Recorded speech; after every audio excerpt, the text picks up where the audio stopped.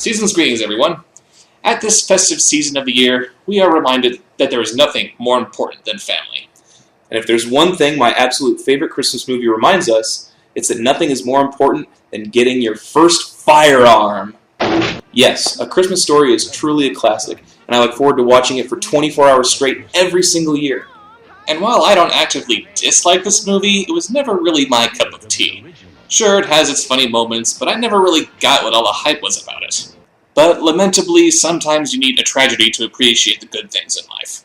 And that's why we're going to look at A Christmas Story 2! Our movie opens with, synth trumpets! Because that's the best way to open up with a movie taking place in 1948, with instruments that haven't even been invented yet. You might as well make a movie that takes place in medieval times set to rock music. Yeah, that worked like a charm, didn't it? And it's not like they're going with keyboards because they were on a tight budget. With a limited amount of money coming his way, this same composer made his film debut with this.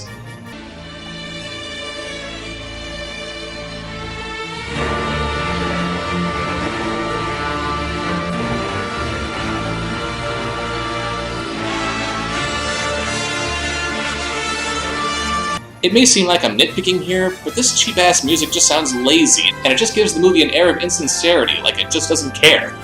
Anyway, after a really unconvincing CGI matte shot of Ralphie's house, we open with a slightly older Randy playing Buck Rogers.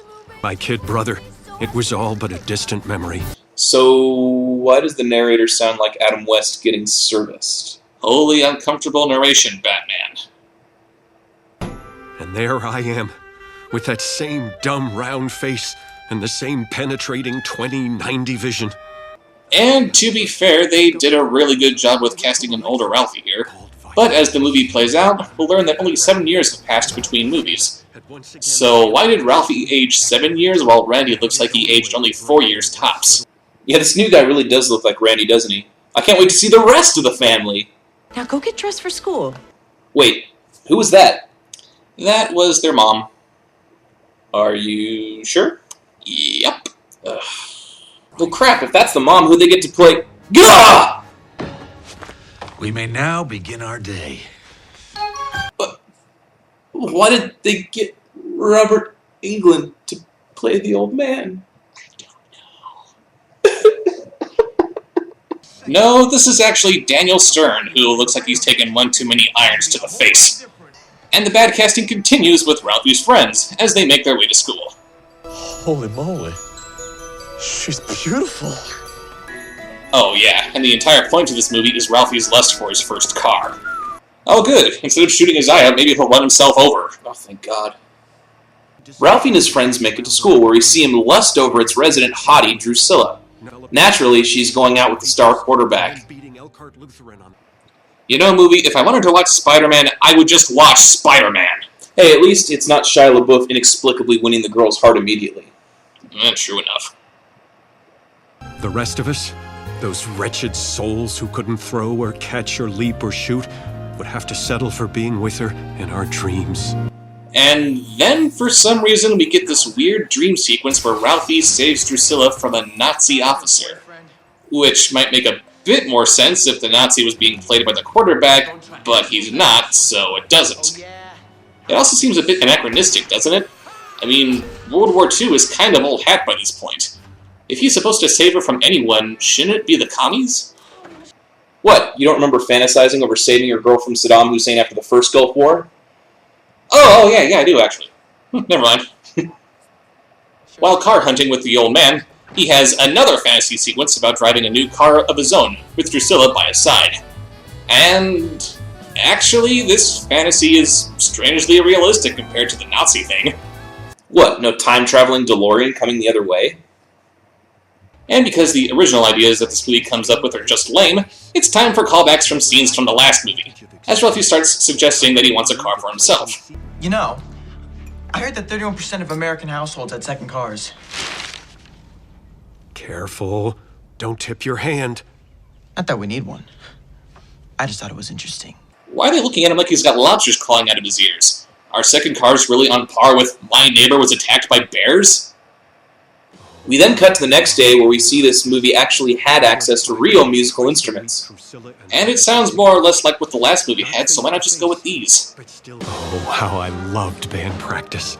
For 45 minutes twice a week, Drusilla and I could be together. Not face to face, but still close enough to smell her lavender-scented shampoo. Our hero, ladies and gentlemen.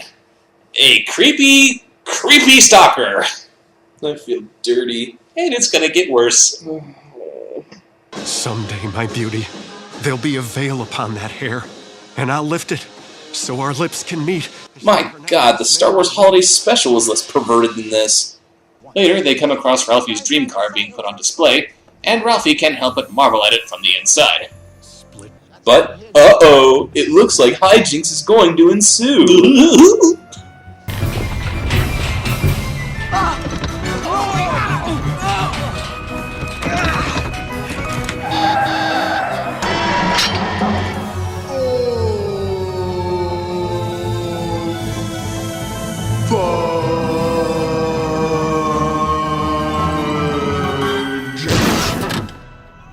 This movie is fudging stupid. Fudge, yeah, it is. So yeah, it's up to Ralphie to raise $85 to replace the car's roof. But how's a kid his age supposed to get that kind of money? It's Christmas, right? Higbees will hire anybody on Christmas. We'll go tomorrow. That's the ticket, guys. Getting jobs. We'll work our butts off 12 hours a day. What? Of course! The best way to get money is to get a job! It all makes sense. I know! Little too much sense, actually. Kind of, obvious, really. Yeah. Well, it's kind of a moron. We then cut to yet another fantasy sequence where Ralphie is getting praised for his brilliant thinking by FDR and Obama? What? Black politicians were all over the place in 1948. This movie is so educational.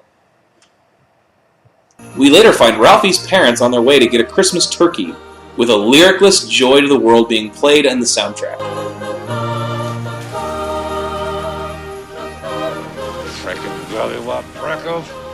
Could you forget about the furnace? You know, movie, if you're afraid of mentioning Jesus in a Christmas movie, there are non-Jesus Christmas songs that you can use. And that's not even the worst part of this scene. Let's get to ruining some character development. I'm sorry. What is this, a serial number or something? That's the price. No, that's a mistake. It has to be. I know, sir. 40 cents a pound.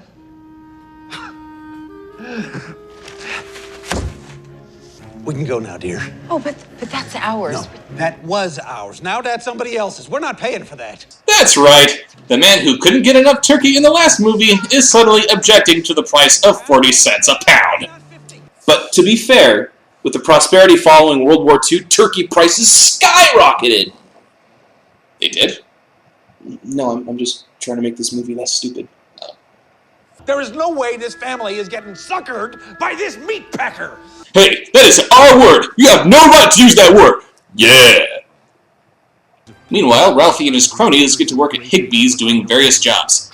I think it's time for a failing montage. Yeah, because the rest of the movie has been pure winning. Would you care to sample our new fragrance? Oh!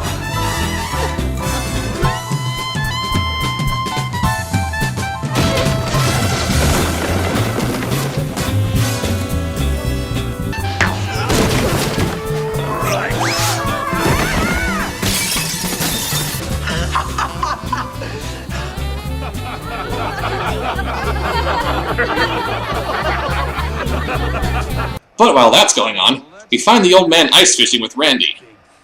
Ice fishing because he thought the turkey was too expensive. Ugh. Can we go now? We just started. It's so cold. It's not cold. It's crisp. Fishing is all about patience, son. Buck up. Sun's coming out, huh? It'll be a great day.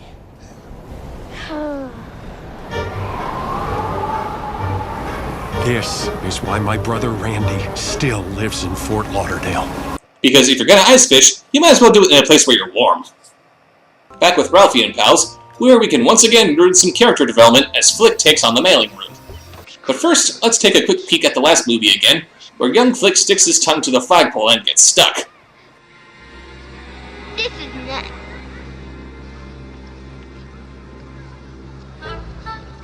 Stop.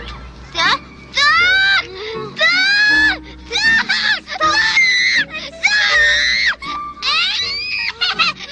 That's the scream of a child who is traumatized for life. He eventually gets over it, sure, but he is never going to forget this incident. Now behold as this next scene completely ruins that horribly traumatic event.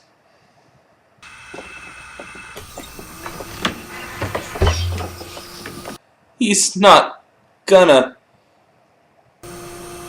Well, you know what they say. Those who cannot remember the past are condemned to repeat it.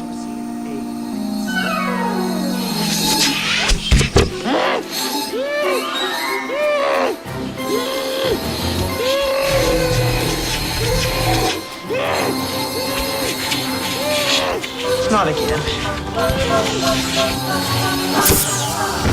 Oh my god, they turned into a freaking Looney Tunes cartoon! But you know, the narrator did offer us some very sound advice. What good advice could possibly come from that? That was heinous. No. Now think about this. He said that those who forget the past are doomed to repeat it, right? So, if we forget about the first movie, then logically, no one would have ever made the second movie. Oh, that's brilliant! Yeah, so all you have to do is try really hard to forget about it, okay? Okay. Alright. Have you forgotten it yet? Oh, no, it's still here. Yeah, me too. Well, I guess let's just move on. Fine. And of course, it's not a Christmas story without Ralphie visiting Santa Claus. This time to fill in for Santa's elves. What happened to the real elves? They tried to start a union. Oh please, like unions have any kind of power. I know. Psh. Hang on, I'm gonna get a snack. Hey, where did all the Twinkies go? Oh, by the way, tell me if this Santa sounds familiar. Bobby wants a new swing set? Well, isn't that nice? You know what Santa wants? A wife who doesn't hike up her skirt every time a salesman comes calling. And neither of us are getting what we want. Is it John Goodman? Nah, too obvious a choice. This Santa is actually played by Gary Chalk, who you might remember as the voice of Optimus Primal from Beast Wars. Can I get a slinky? A slinky?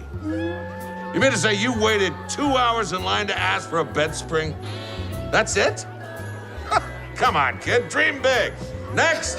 Let's get one thing straight. I am commander of this group, and when I give an order, I expect it to be obeyed. Oh, Santa Claus Primal, the only thing I want for Christmas this year is a Transformers movie that doesn't suck. Seriously? Another Transformer joke? I know, I'm sorry. It's okay, honey. But then Santa gets a very special visitor. All right, what can Santa get for you, sport? Oh my god, look at this kid. He's gonna ask Santa to make his mother who's in the hospital feel better. Or maybe he's gonna ask Santa for the family that he never had. Oh, I smell a tearjerker. Oh, this is gonna be a sad one.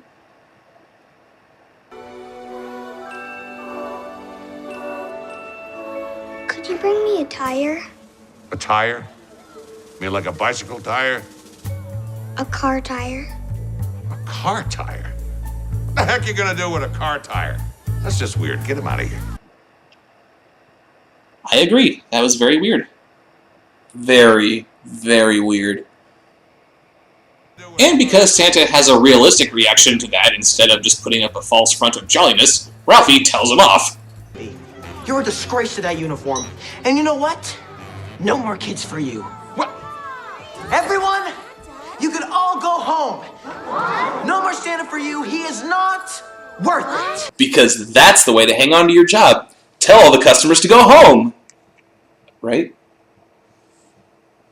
Later, we find Randy and his mom Christmas caroling. By now, I knew I'd probably never experience a Christmas quite like this one. and I wasn't alone. My mother realized that in a sense, she too was about to be relieved of a job. That one day soon, it would be time to let go of a son. Wait, stop. You can't do that, movie. You can't be nothing but dumb slapstick, jokes that don't work, and an abundance of uncomfortable awkwardness, and then decide to make this movie about the mother having to deal with her children leaving the nest. Seriously, the mother never even seems forlorn about her kids growing up. Where's this coming from? But I guess we're sticking with that theme that just came out of nowhere, as Ralphie monologues about how he'll be on his own soon. And wouldn't you know it, he passes by that little kid from before who's living in an alley with his homeless family. And it's here that we discover why he asked Santa for a tire. That's it? That's it. That didn't explain anything. No, it did not. That's all we're getting. And it's still weird. Very weird. And speaking of weird, Ralphie did not get fired for the Higbees, and he dresses in a reindeer costume that's obviously on loan from Aunt Claire. You're really grasping at straws to connect this with the first movie, aren't you? And the weirdness continues as Ralphie and this other guy get into a bell-off.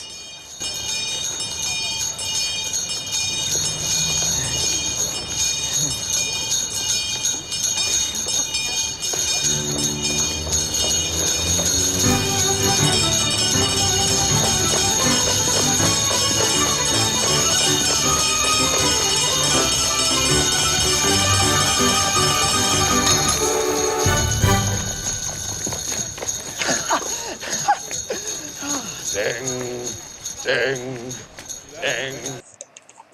I got nothing. Dave?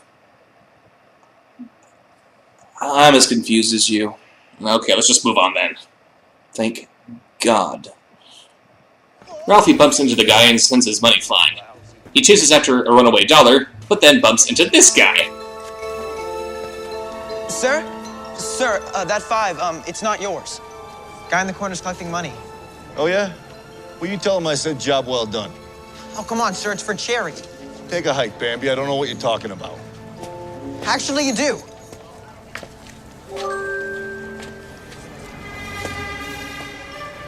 Well, that would make me a liar then, wouldn't it?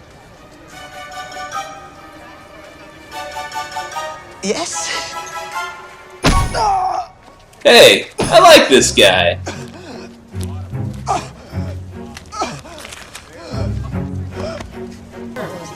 All those faces floating over me, and the only one I could see was hers. It was over. Why bother getting up? Why bother going back home, or back to school, or back to anything?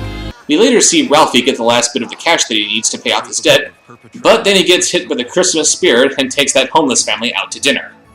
This makes about as much sense as Megatron being in cahoots with Sentinel Prime, despite him being frozen during the whole prologue of Transformers 3. Bob. Sorry.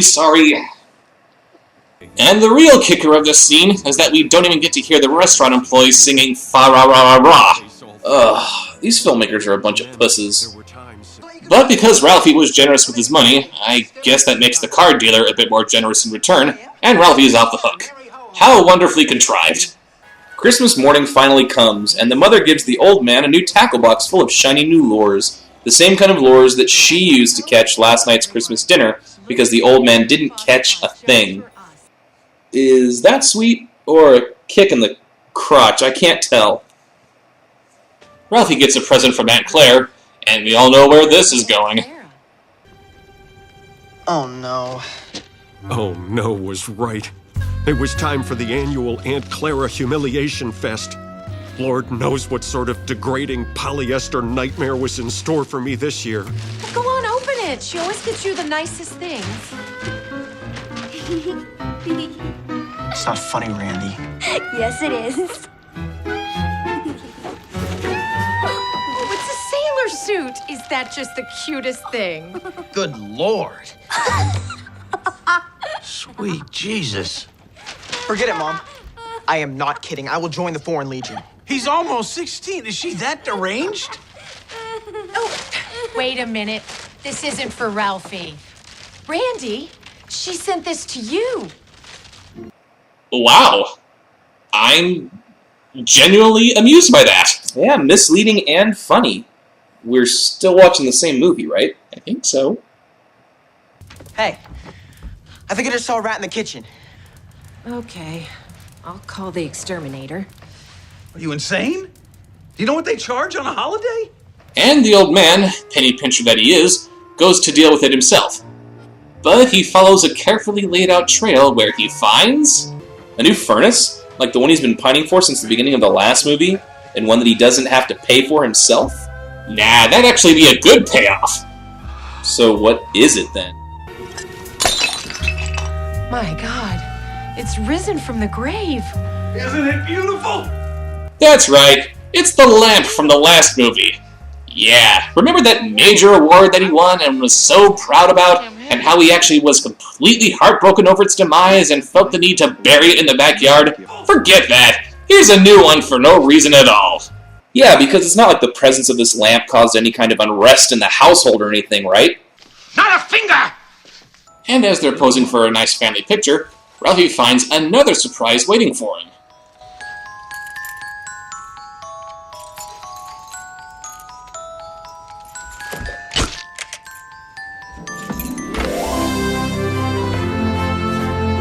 That's right, all of the old man's cheapskatery was also that he could get Ralphie his first car.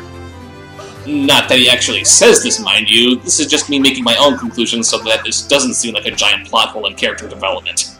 We then find Ralphie buffing his new sweet ride when it starts rolling down the driveway, and Drusilla stops by to tell him how impressed she was by him standing up to that guy from before. Oh come on, we all know that she just thinks that the reindeer suit was hot. What? But yeah, Ralphie gets the girl, and he takes her for a spin as they drive off into a Thomas Kincaid painting. So that was A Christmas Story 2, and I gotta say, it really made me a fan of the original. Hey, welcome to the club. The ending itself isn't god-awful, I like how Ralphie spent a lot of his hard-earned money to give a Merry Christmas to those around him, but it's just not worth sitting through the rest of this movie to get to that point. Most of this monstrosity is unfunny, tedious, and it just rips off the classic scenes from the original for no other reason than to remind us that the original exists, and this is not it. And worst of all, you don't even get to see Scott Farkas in any of this. I know, what is he doing these days?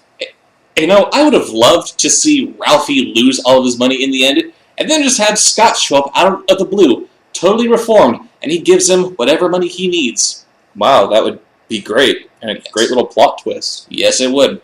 But sadly, we don't get to see that, and all that there's really left to say is, go ahead and enjoy the real Christmas Story. And have yourself a merry little Christmas now. Black Lantern ring.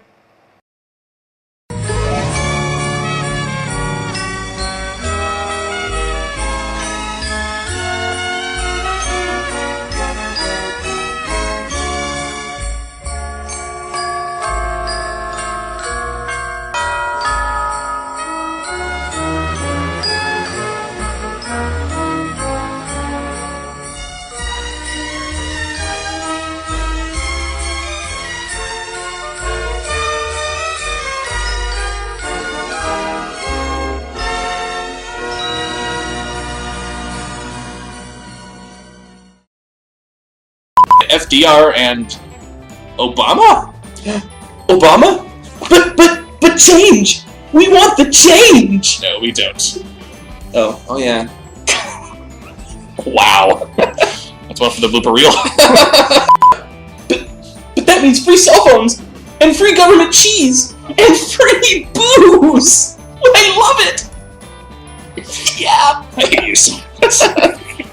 Obama! Woo! It's over! It's over! It's ridiculous! Get off me!